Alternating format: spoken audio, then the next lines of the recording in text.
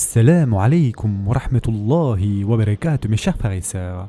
Aujourd'hui, Inch'Allah, nous allons parler du pardon d'Allah Azza wa Jal et du châtiment d'Allah Azza wa Jal. Mes chers frères et sœurs en islam, nombre de personnes se fient à la miséricorde, l'indulgence et la générosité d'Allah Azza wa Jal tout en négligeant ses ordres et ses interdits. Ils oublient qu'il est dur en châtiment et qu'on ne peut repousser sa punition du peuple criminel. Celui qui se fie à l'indulgence d'Allah Azza wa Jal tout en persistant dans le péché est semblable à celui qui rejette l'ordre d'Allah. On dit à Al-Hassan, « Nous te voyons pleurer longuement. » Il répondit, « Je crains qu'il ne me jette en enfer sans faire aucun cas de moi. » Il disait également, « Des gens ont été distraits par des espérances en le pardon jusqu'à quitter ce bas monde sans se repentir. » L'un d'eux dit, « C'est parce que j'ai une bonne opinion de mon Seigneur. » Il ment. S'il avait une bonne opinion de son Seigneur, il agirait en bien. Un homme demanda à Al-Hassan, « Ô Abu Saïd, comment devons-nous agir face aux assises des gens qui nous apeurent au point que nos cœurs soient prêts à s'envoler ?» Il répondit, « Par Allah, que tu fréquentes des gens qui t'apeurent jusqu'à parvenir à la sécurité est meilleur pour toi que de fréquenter des gens qui te rassurent jusqu'à ce que tu sois rattrapé par ce qui t'épouvantera. » Et Usama ibn Zayd radiallahu an rapporte qu'il a entendu le messager d'Allah sallallahu alayhi wa sallam dire « Au jour de la résurrection, on amènera un homme qu'on jettera au feu. Ses entrailles pendront à l'extérieur de son ventre et il tournera autour d'elle comme l'âne tourne autour d'une meule. Les gens de l'enfer se réuniront autour de lui et lui diront « Ô un tel, que t'est-il arrivé? N'étais-tu pas de ceux qui ordonnaient le bien et interdisaient le mal ?» Il répondra « Je vous ordonnais le bien mais ne le pratiquais pas et je vous interdisais le blâmable et je m'y adonnais. » Et ce hadith a été rapporté par Bukhari et Muslim. Qu'Allah Azza wa Jal nous préserve de faire partie de ces personnes-là, mes chers frères et sœurs. Quant à Abu Rafi' radiallahu an, il rapporte « Le messager d'Allah sallallahu alayhi wa sallam passa par le cimetière d'Al-Baqi. Et il dit « Fille de toi, fille de toi. » Je pensais qu'il s'adressait à moi, mais il dit « Non, mais c'est là la tombe d'un tel, et je l'ai envoyé en expédition contre telle tribu. Mais il a subtilisé une cuirasse, et il est maintenant vêtu d'une cuirasse de feu similaire. » Et ce hadith a été rapporté par An-Nasa'i. Anas ibn Malik radiallahu an rapporte également que le prophète sallallahu alayhi wa sallam disait abondamment « Ô toi qui retournes les cœurs, affermis mon cœur dans ta religion. » Nous dîmes « Ô messager d'Allah, nous avons cru en toi et en ce que tu as apporté. Crains-tu pour nous ?» Il répondit sallallahu alayhi wa sallam « Oui, les cœurs sont entre deux doigts du miséricordieux, il les retourne comme il veut. » Et ce hadith a été rapporté par Tirmidhi. Anas ibn Malik radiallahu an rapporte également que le messager d'Allah sallallahu alayhi wa sallam a dit « On amènera l'homme qui jouissait des plus grands délices en ce bas monde parmi les habitants de l'enfer. On le plongera un instant en enfer et on lui demandera « Ô fils d'Adam, as-tu jamais vu aucun bien? As-tu jamais connu aucun délice ?» Il répondra « Non par Allah, ô Seigneur. » On amènera ensuite l'homme qui connaissait la plus grande infortune en ce bas monde parmi les habitants du paradis. On le plongera un instant au paradis et on lui demandera « Ô fils d'Adam, as-tu jamais vu aucun malheur? As-tu jamais connu aucune infortune ?» Il répondra « Non par Allah, ô Seigneur, je n'ai jamais connu aucune infortune et je n'ai jamais vu aucune difficulté. » Et ce hadith a été rapporté par Muslim. Et Al-Bara ibn Azib radiallahu an rapporte « Nous assistâmes en compagnie du prophète sallallahu alayhi wa sallam aux funérailles d'un homme parmi les Ansar. Nous arrivâmes devant la tombe alors que le défunt n'avait pas encore été introduit à l'intérieur. Le prophète sallallahu alayhi wa sallam s'assit en direction de la Qibla. Nous nous assîmes autour de lui en observant en silence tel que des oiseaux auraient pu se poser sur nos têtes. Il se mit ensuite à tapoter la terre à l'aide d'un bâton qu'il tenait à la main. Il se mit à regarder le ciel puis la terre. Il leva et baissa le regard à 3 reprises. Il dit alors « Cherchez refuge auprès d'Allah contre le châtiment de la tombe. » Il nous répéta cette exhortation 2 ou 3 fois. Ensuite il dit sallallahu alayhi wa sallam « Ô Allah, je cherche refuge auprès de toi contre le supplice de la tombe 3 fois de suite. » Le prophète sallallahu alayhi wa sallam dit ensuite « Lorsque le croyant arrive au terme de sa vie d'ici-bas et est sur le point de débuter sa vie dans l'au-delà, des anges au visage blanc et rayonnant comme le soleil descendent du ciel vers lui. Ils apportent avec eux un linceul et du parfum venant du paradis. Il s'assoit alors et sont tellement nombreux qu'ils emplissent son champ de vision. Par la suite, l'ange de la mort arrive et s'assoit près de sa tête et dit « ô bonne âme, et dans une autre version, ô toi, âme apaisée, sors vers la miséricorde et l'agrément de ton Seigneur. L'âme du croyant quitte alors le corps aussi facilement qu'une goutte d'eau qui sortirait d'une gourde, et l'ange de la mort s'en saisit. Et dans une autre version, quand son âme sort, tout ange se trouvant entre le ciel et la terre sollicite le pardon d'Allah pour elle, de même que tout ange se trouvant au ciel. Par ailleurs, toutes les portes du paradis lui sont ouvertes et les anges gardiens au niveau de chaque porte ne font qu'implorer Allah pour que cette âme procède à son ascension de leur côté. Après s'en être saisis, les anges présents ne la lui laissent pas une seconde. Ils la prennent, la recouvrent du linceul précité et éloignent du parfum du paradis.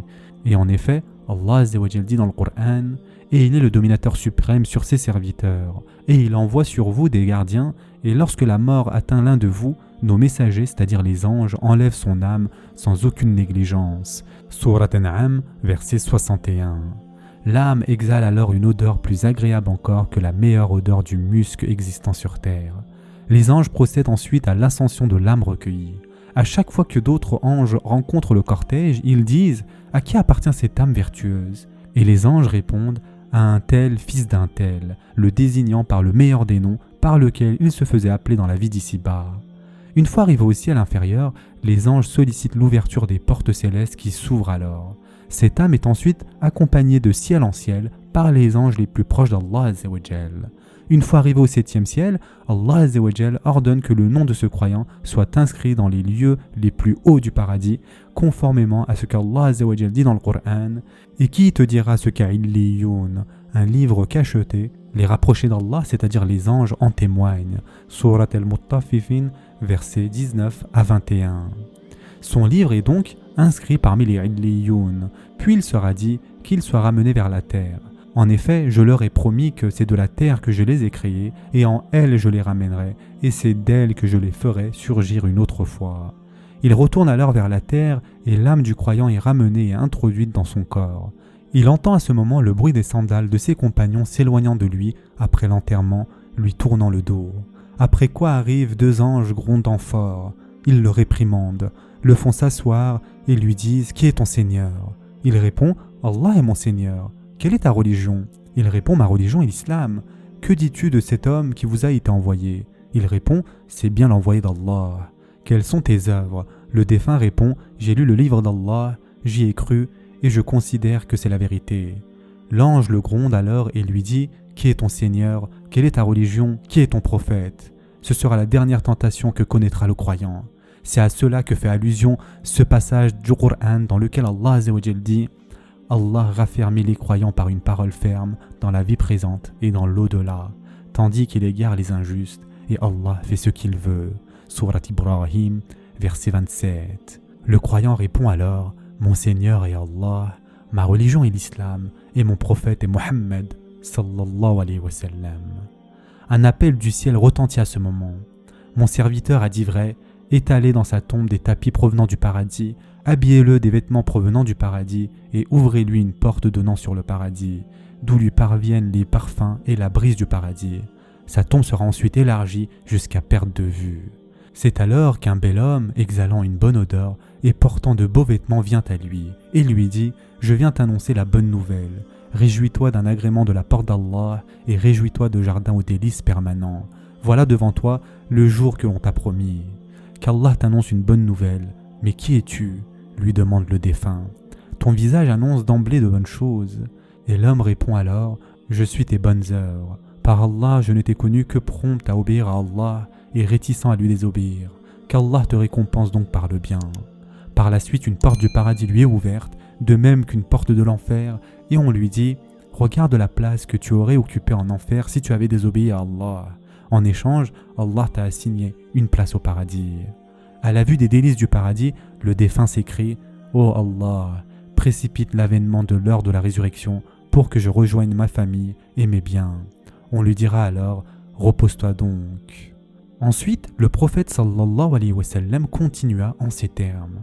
Quand le serviteur mécréant, et dans une autre version, le pervers, arrive au terme de sa vie d'ici-bas et est sur le point de débuter sa vie dans l'au-delà, des anges durs et rudes au visage noir descendent du ciel. Ils apportent avec eux une robe de bure, tissée de feu. s'assoient et sont tellement nombreux qu'ils emplissent le champ de vision du défunt. Ensuite, l'ange de la mort se présente à son chevet et dit « Ô âme perverse, quitte ce corps et va vers la colère et le courroux d'Allah. » L'âme effrayée se disperse alors dans le corps, mais l'ange de la mort la retire du corps comme on retirerait une baguette métallique aux dents nombreuses d'une pelote de laine humide. L'âme, en s'arrachant du corps, coupe pêle-mêle veines et nerfs. Elle est alors maudite par tout ange se trouvant entre le ciel et la terre et par tout ange se trouvant au ciel. Les portes du ciel se ferment, les anges gardiens au niveau de chaque porte ne font qu'implorer Allah pour que cette âme ne procède pas à son ascension de leur côté. L'ange de la mort la prend alors et les autres anges s'en emparent aussitôt. Elle exhale une puanteur semblable à celle que dégageait le pire des cadavres en décomposition sur terre et l'enveloppe dans la robe de bure. Il procède à son ascension vers les cieux et à chaque fois qu'il rencontre d'autres anges, ces derniers s'exclament « À qui appartient cette âme perverse ?» Les anges qui l'accompagnent disent alors « Elle est à un tel fils d'un tel », le désignant par le plus affreux de ses noms en ce bas monde. Atteignant le ciel inférieur et malgré les sollicitations des anges, on refuse d'ouvrir les portes pour cette âme.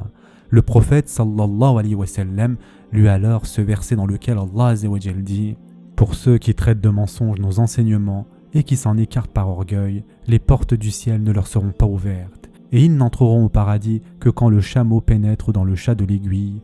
Ainsi rétribuons-nous les criminels. » Surat Al-Araf, verset 40. Allah azza wa jal ordonne alors que le nom de l'infidèle soit inscrit dans les lieux les plus bas de l'enfer, c'est-à-dire au Sijjin, dans la terre la plus inférieure. Puis il dira « Ramenez mon serviteur sur terre.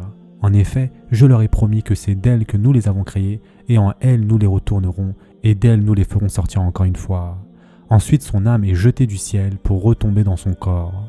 Le prophète sallallahu alayhi wa sallam récita alors ce passage du Coran dans lequel Allah azza wa jal dit « Soyez exclusivement acquis à la religion d'Allah, ne lui associez rien, car quiconque associe à Allah, c'est comme s'il tombait du haut du ciel et que les oiseaux le happaient, ou que le vent le précipitait dans un abîme très profond. » Surat Al-Hajj, verset 31. Ensuite le prophète sallallahu alayhi wa sallam continue et dit « Son âme est introduite dans son corps, et le défunt entend à ce moment le bruit des sandales de ses compagnons s'éloignant de lui après l'enterrement. Après quoi arrivent deux anges, grondant fort, qui le réprimandent et le font s'asseoir dans sa tombe. Ils se mettent à l'interroger. « Qui est ton Seigneur ?» Il répond alors « Ah, je ne sais pas. » Ils lui disent ensuite « Quelle est ta religion ?» Il répond alors « Ah, mais je ne sais pas. » Ils disent ensuite « Que dis-tu de cet homme qui vous a été envoyé ?» Ne parvenant pas à se souvenir de son nom, les anges lui disent « C'est Mohammed. » Il dira alors « Ah, je ne sais pas. J'ai entendu les gens dire cela. » Les deux anges lui diront alors « Tu n'as rien su, tu n'as rien lu. » À ce moment-là, un appel retentira du ciel. « Mon serviteur a menti, étalez sous lui une couche de feu et ouvrez-lui une porte donnant sur l'enfer. » La chaleur et l'ardeur de l'enfer lui parviendront. Il sera compressé par les parois de sa tombe au point que ses côtes se croiseront.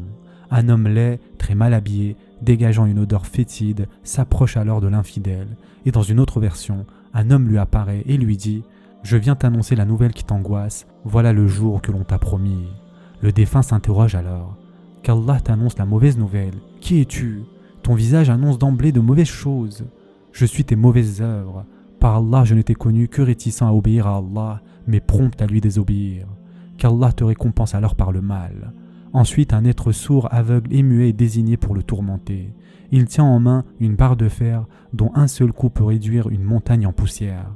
Cette créature le frappera d'un grand coup qui le réduira en poussière. Après quoi, il sera ressuscité et frappé à nouveau. À chaque coup, le défunt poussera un cri que l'univers entier entendra, à part les humains et les djinns. Par la suite, une porte de l'enfer lui sera ouverte et une couche de l'enfer lui sera préparée. C'est alors que l'infidèle se mettra à crier « Ô mon Dieu, fais en sorte que l'heure de la résurrection n'arrive jamais. » Ce sera tout pour aujourd'hui. En attendant, prenez soin de vous mes chers frères et sœurs et à très prochainement, Inch'Allah.